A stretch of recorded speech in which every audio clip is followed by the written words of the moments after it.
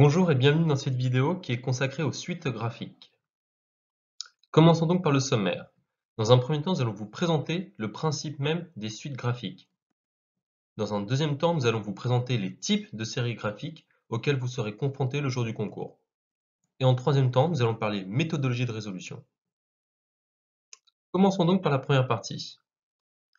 Vous savez que vous avez affaire à des suites graphiques lorsque devant vous se présentent des tableaux ou des grilles qui contiennent des figures géométriques, ou alors lorsque devant vous se présentent des figures qui sont simplement placées les unes à côté des autres.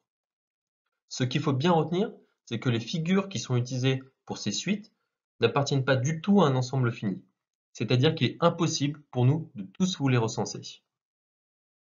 Ceci étant dit, passons maintenant à la deuxième partie qui va vous présenter les types de séries graphiques auxquels vous allez pouvoir être confrontés.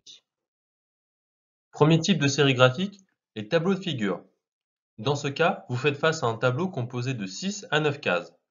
Dans chacune des cases sont disposées des figures qui répondent toutes à une certaine logique. Forcément, une figure est manquante. Il faut donc que vous la trouviez. Voici les raisonnements les plus fréquents que vous trouverez dans ce type de série. En général, vous pourrez avoir affaire à une rotation de figure ou d'un symbole constitutif de celle-ci. Vous pouvez avoir affaire à une disparition de morceaux de la figure. Vous pouvez avoir affaire à une suite logique qui compte le nombre de sommets des figures.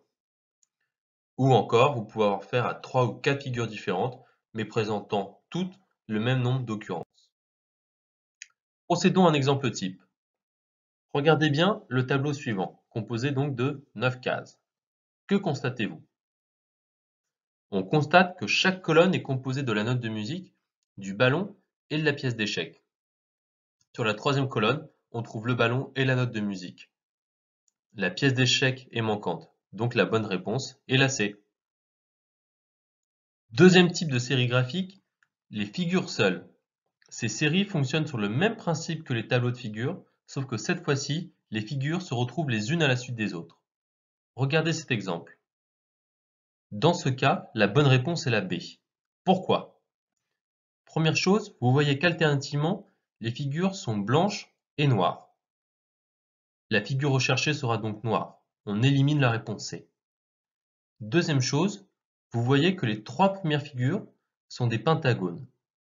Ensuite, les 3 suivantes seront des heptagones. On cherche donc un heptagone, c'est-à-dire une figure à 7 côtés, de couleur noire. La réponse est la B.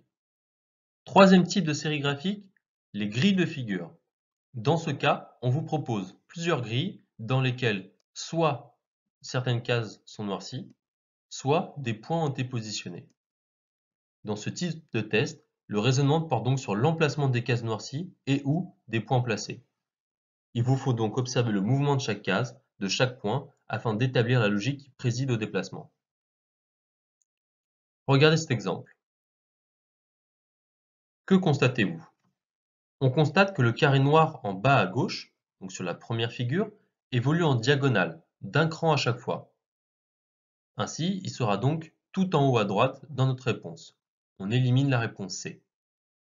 Ensuite, le carré noir en haut à droite, donc toujours sur la première figure, évolue à la verticale vers le bas d'un cran à chaque fois. Il se trouvera donc ici sur notre réponse. On choisit donc la réponse B.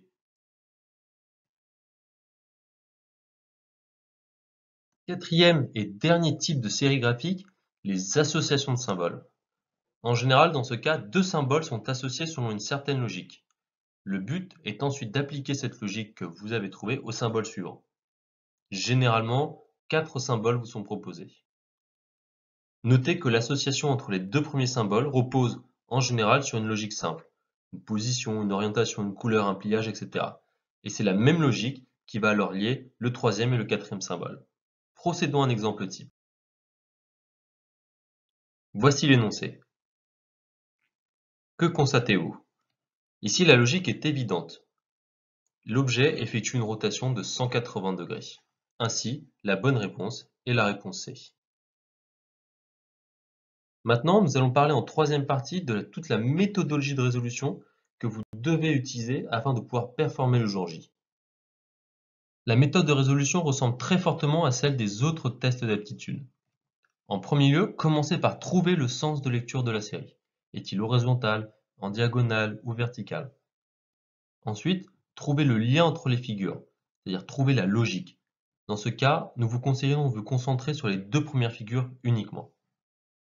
Ensuite, testez cette logique sur les autres figures. Dans ce cas, deux possibilités s'offrent à vous. Soit vous validez la logique, dans ce cas, en général, vous pouvez répondre et passer à la question suivante. Si vous ne validez pas la logique, dans ce cas, vous revenez à l'étape 2 et tentez de trouver une autre logique. Surtout, n'oubliez pas d'exploiter les réponses si on vous en propose. Merci en tout cas d'avoir suivi cette vidéo consacrée aux séries graphiques. Comme d'habitude, si vous avez une question ou une remarque, vous pouvez nous envoyer un mail ou nous contacter directement sur notre plateforme prepacademy.fr via notre chat. N'hésitez pas non plus à nous suivre sur Facebook et sur Twitter pour être tenu au courant de toutes nos dernières actualités. À bientôt sur Prep Academy.